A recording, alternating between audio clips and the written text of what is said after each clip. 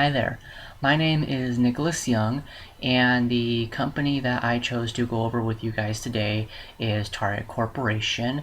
I'm basically going to be talking about how everything works inside the organization as compared from human relations to ethics to culture. So in this PowerPoint, we're going to go over some brief topics. The first one is going to be introduction. So just, trying to introduce the company in general. I'm going to talk a little bit about the corporation as a history, when it first developed from 1902 all the way up to now. I'm also going to go over the organizational chart and how the corporation is structured. I'm also going to talk a little bit about the human relations theory, which contains Maslow's hierarchy of needs, McGregor's Y theory, as well as Fayol's theory. I'm also going to talk about the intercultural elements that are combined with Target. Also, I'm going to touch base on the ethical issues that reside within the corporation, whether they're good or bad. And then finally, I'm just going to conclude with how the corporation is ran, and then you guys can view the works cited if you wish. So here we go. Alright, so now here we're at the corporation history. As said in the YouTube video prior to, Target did manage to open up its first Very store in Roseville, Minnesota in 1962. Target has had a long history prior to 1962, obviously. As said in the video, back in 1902, the very first market for Target Corporation was the Dayton Company, and it kind of combined into the what was before the year 2000 called the Dayton Hudson Corporation. In 2000, however, they changed it to Target Corporation. Back in 1993, each employee was at that point required to wear red and khaki as the standard uniform whenever you work at Target. And that's how you pretty much represent the company. Due to the massive charitable donations that Target has done, especially what George Dayton had inspired on many of the team members as well as the communities, it really helped out society as a whole in seeing that there are corporations that are not just about business. It's about giving back to the community, giving back those profits earned. So at this point, they did a measure that I think was in 2015, that each week they are giving away about $4 million back to the community, in order to help out like schools, roads, all that kind of stuff. And then also in one of the previous years, not too long ago, the company mascot was the bullseye dog, which I'm pretty sure you've seen him on the on the TV as the little Target symbol over the eye on the little pit bull. Currently, right now, the CEO is Brian Cornell. It used to be the Dayton brothers ever since 1902. Everything's been the Dayton family, and now things have kind of changed to where ever since Bruce Dayton died at the age of 97, they decided to implement a new person in, and that person is Brian Cornell, and he has promised to really change the way Target is run over the next few years. And so now I'm going to talk about the organization structure. Okay, so now we're into the organizational structure of Target Corporation. So besides the board of directors, obviously in any corporation, and the CEO, the CFO, and the COO, you have across the nation, you have a regional team leader there's about 4 or 5 regions within the country, and within each region there are several groups, and the group team leaders run those, and then you finally have the district team leaders who oversee about 6 to 10 Target stores in each and every district. That being said, every store obviously has to have a structure within itself. So at first you have the store team leader, and then you have several executives underneath, such as an executive for guest experience, an executive for logistics, an executive for sales floor, and then you have, of course, the regular team leaders underneath them that work closely with the regular team members, as well as supervising them to ensure that they're doing their job correctly. Under the team leaders, you have specialists who are like supervisors, but they are also not team leaders. So they do everything that a regular team member would do, as well as a team leader, but they don't have as much responsibility as a team leader does. And then, of course, down below, you have the regular team members. Alright, so now I'm going to be talking about the human relations theory and how each of these three principles apply to the target corporation and the company as a whole. So first we're going to be going over Maslow's hierarchy of needs really quick. Basically, it states that every single individual strives for that way up the pyramid in order to attain a self-actualization. So of course it's regular needs such as food, water, survival needs, and then it comes to more like personality, emotions, intelligence, that type of thing. Target does try to allow each team member to strive for that sense of self-actualization. The obvious basic need being money, that they get paid in order to do their job on a day-to-day basis.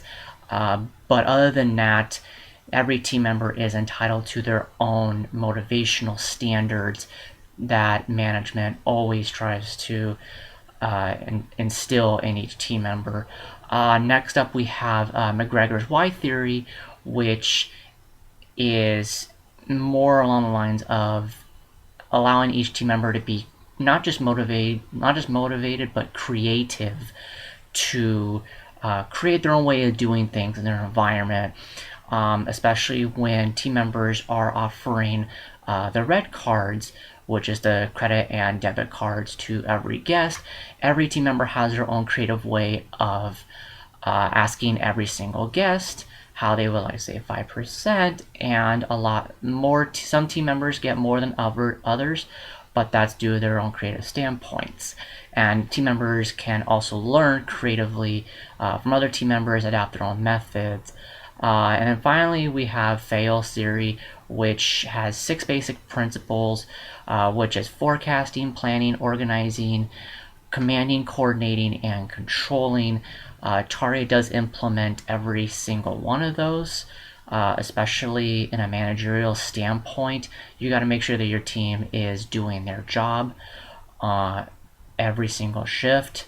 Whenever you oversee them, when you're walking by, you make sure that they're doing okay, make sure that they have everything they need in order to do their job correctly and work with efficiency. And then next we're going to be talking about communication issues. Okay, so now we've touched base with the corporation history, the structural chart, the human relations theory, and now we're going to be talking about communication issues / elements, whether they're good or bad. The first one is time-based situations. When it comes to corporations, nowadays they try to start outsourcing their support lines, as well as outsourcing merchandise to be made and then, of course, imported back into the US. But due to that fact, there's, of course, the issue of time zones. So we have a different time zone from back east. In Minnesota especially, they're about 3 hours ahead, and especially in India, where we have a lot of our corporate issues and concerns are sent over to them so that they can help us on our end in India. And obviously their time zone is much farther than ours. The next topic is teamwork. obviously in any business you gotta act as a team. You gotta make sure that your workers, your management, everyone is cooperating as a team, ensuring that guests get what they need, as well as communicating effectively in order to get the job done, which leads us into communication.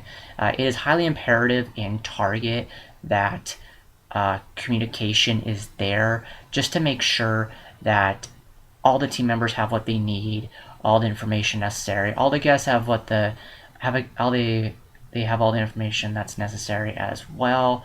Especially when it comes to shopping and having a good experience, they always whenever you're shopping in store, you ask a team member, hey, what is this on my phone? The team member is always there to help them out, and that kind of information is communicated to them effectively by management and their own leaders, and obviously everyone else that they can get it from. Okay, so now we're going to be headed into the cultural aspects of Target Corporation. Obviously, with any corporation that you see nowadays, they're a lot more culturally diverse, as of course they have followed the trend over the years with the United States, becoming more culturally diverse, having equality become a major thing in between race, gender, etc., etc. In 1902, obviously, when George Dane first opened up his market for the Goodfellow dry goods, there probably wasn't as much cultural diversity back then as there is now. And as we're seeing still today, there are some barriers to culture and such that some people are still stereotypical towards others. Some people just don't understand and can't adapt correctly. A lot of times, though, it is also due to a loss of information that team members and guests don't really have, which can be quite an issue and can lead to certain complications. But there are solutions to overcome these cultural barriers, of course. For one, of course, having the team members get all the information necessary in order to correctively adapt with each guest and communicate with them effectively, as well as other team members and even executives slash management. As you've seen with most Target stores nowadays, they are including more culturally diverse merchandise, having more of a culturally diverse staff who can speak multiple languages and who include multiple cultural aspects within them, which of course each team member is required to respect and be friendly with, pretty much. Okay, so one major trend we are seeing nowadays, of course, it has been instilled for many years, but nowadays it is becoming increasingly involved, and that is the issue with ethics. Ethics plays a major role in any company, especially a corporation that involves many departments, especially, and even when you're getting into the retail industry, you're going to have a massive amount of stores that need to follow certain codes of conduct that pertain to ethical values and morals that each team member is required to follow by the book. There are the ethical yardsticks as described in the Zaremba textbook, which do state that there are certain viewpoints that corporations do try to follow. Target follows the utilitarian standpoint, in which that it bases a lot of its foundations of ethics on a collective happiness and what everyone has asked a corporation to follow. Obviously, if an entire store says that they want to change their code of conduct, Target cannot do that because it relates back to corporate itself. But nonetheless, the corporate does listen to each team member and what exactly is going on in their lives. The ethical ideology behind Target is that you need a very, not just a diverse and a great personality staff, but also in the sense that each team member follows these ethics accordingly and they respect every other team members and even the guests' standpoints and culture. And even if you're bilingual or if you know other cultures, it always helps when you're dealing with your coworkers as well as the guests. And that's also what management strives for when in terms of hiring certain team members, is that they want to make sure that they will be able to follow these ethical guidelines and to ensure that when they're doing their day jobs, that there's no complications with other team members or even guests, and that they are not only following their own beliefs if they want to, but that they're at least respecting everyone else's. Okay, so finally we're going to conclude this PowerPoint with basically just another brief overview of what we talked about, as well as how the corporation is ran in a simplified manner. Target is a perfect example of a unified business. It is the second largest retailer in the nation behind Walmart, which is great for popularity and business. Like I said, it is very culturally diverse and it follows a lot of good codes of conduct in terms of ethics and morals and following cultural ideals and respecting one another's cultural aspects, whether someone is from a Spanish descent or an Asian descent. We each respect one another's culture, especially when it comes to guest concerns or anything of that nature.